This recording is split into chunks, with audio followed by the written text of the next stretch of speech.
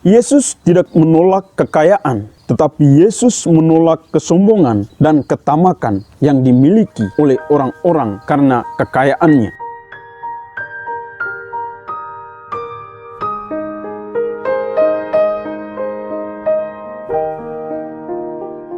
Inilah Injil suci menurut Lukas, bab 6 ayat 17, dilanjutkan ayat 20 sampai 26. Lalu ia turun dengan mereka dan berhenti pada suatu tempat yang datar. Di situ berkumpul sejumlah besar dari murid-muridnya dan banyak orang lain yang datang dari seluruh Yudea dan dari Yerusalem dan dari daerah pantai Tirus dan Sidon. Lalu Yesus memandang murid-muridnya dan berkata, "Berbahagialah hai kamu yang miskin, karena kamulah yang empunya kerajaan Allah. Berbahagialah hai kamu yang sekarang ini lapar, karena kamu akan dipuaskan. Berbahagialah hai kamu yang sekarang ini menangis, karena kamu akan tertawa. Berbahagialah kamu jika karena Anak Manusia orang membenci kamu, dan jika mereka mengucilkan kamu dan mencela kamu, serta menolak namamu sebagai suatu yang jahat. Bersukacitalah pada waktu itu dan bergembiralah, sebab sesungguhnya upahmu besar di surga. Karena secara demikian juga nenek moyang mereka telah memperlakukan para nabi. Tetapi celakalah kamu, hai kamu yang kaya, karena dalam kekayaanmu kamu telah memperoleh penghiburan. Celakalah kamu yang sekarang ini tertawa, karena kamu akan berduka cita dan menangis. Celakalah kamu jika semua orang memuji kamu, karena secara demikian juga nenek moyang mereka telah memperlakukan nabi-nabi palsu. Demikianlah sabda Tuhan. Terpujilah Kristus.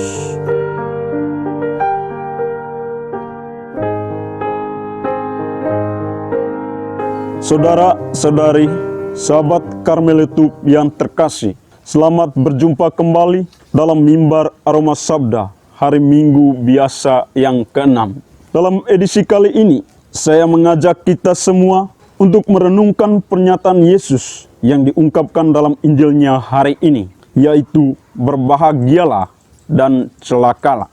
Dalam bacaan Injil hari ini dapat kita lihat dan kita temukan bahwa Yesus mengkontraskan atau membandingkan antara miskin dan yang kaya, lapar dan yang kenyang, menangis dan yang tertawa, dibenci dan dipuji. Semua yang dikatakan Yesus itu sungguh di luar dari kebiasaan hidup harian kita atau di luar dari kenyataan hidup harian kita. Yang mana dalam Injil, Yesus mengatakan bahwa apa yang dianggap dunia menderita seperti miskin, lapar, menangis, dan dibenci adalah yang membahagiakan.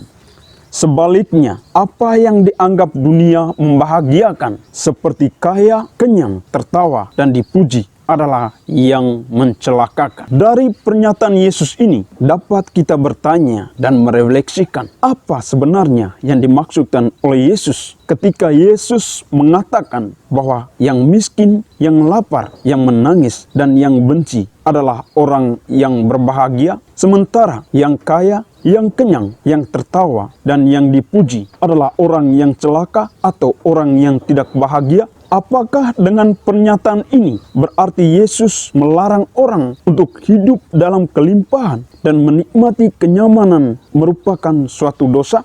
Saudara-saudari, sahabat Karmelitu yang terkasih, Yesus tidak menolak kekayaan, tetapi Yesus menolak kesombongan dan ketamakan yang dimiliki oleh orang-orang karena kekayaannya. Orang semacam ini yang selalu merasa puas dengan kekayaannya dan menjadikan kekayaan itu sebagai andalan dalam hidupnya. Ketika mengandalkan kekayaan dalam hidupnya, maka kekayaan bisa membuat seorang menjadi lupa diri, menganggap diri sanggup melakukan segala sesuatu karena kekayaannya itu. Atau menganggap orang lain bisa tunduk pada dirinya karena kekayaannya. Dan juga karena kekayaan, manusia kadang-kadang sering lupa bahwa kebahagiaan yang ditimbulkan oleh kekayaan sebenarnya hanya bersifat sementara. Mereka mengejarnya tanpa henti dan melupakan Tuhan sebagai sumber dari segala kekayaan yang mereka miliki. Itu sebabnya, saudara-saudari, sahabat Karmelitup yang terkasih, di ayat 20-22,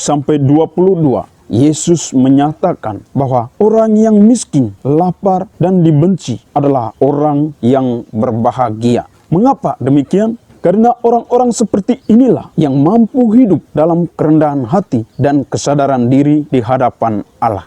Mereka yang miskin dan menderita, yang cenderung mengandalkan penghiburan, pembelaan, kekuatan, dan kecukupan yang datang dari Tuhan. Saudara-saudari, para sahabat Karmelitup yang terkasih, dengan firman-Nya hari ini, Tuhan tidak mengajarkan kita untuk hidup menderita dan menghindari kekayaan atau kebahagiaan itu.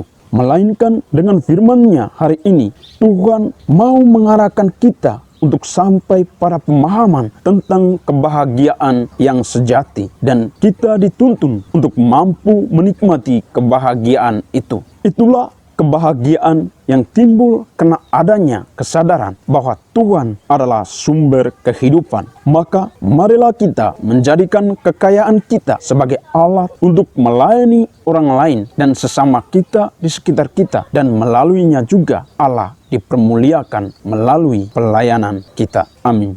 Marilah kita berdoa. Ya Allah, kami bersyukur karena melalui Yesus Kristus Putra-Mu, Engkau telah menyampaikan sabda bahagia kepada kami yang miskin dan yang lemah ini. Semoga sabda Putra-Mu itu menjadikan kami kaya akan belas kasih dan perhatian kepada mereka yang kecil, lemah, miskin, tersingkir, dan menderita. Sebab Dialah Tuhan dan pengantara kami yang bersama dengan Dikau dalam Roh Kudus hidup dan berkuasa Allah sepanjang segala masa. Amin. Dalam nama Bapa dan Putra dan Roh Kudus. Amin.